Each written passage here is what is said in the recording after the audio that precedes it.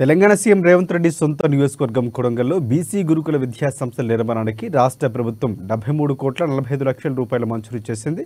కొడంగల్ ప్రాంత అభివృద్ధి సంస్థ పరిధిలో బీసీ గురుకుల జూనియర్ కాలేజీ నిర్మాణానికి 25 కోట్లు, బీసీ గురుకుల పాఠశాల కోసం 23.45 కోట్లు, బొంబరసిపేట మండలం బురాన్పేటలో బీసీ బాలికల గురుకుల పాఠశాల కాలేజీ నిర్మాణానికి 25 కోట్ల రూపాయలు మంజూరు చేసింది.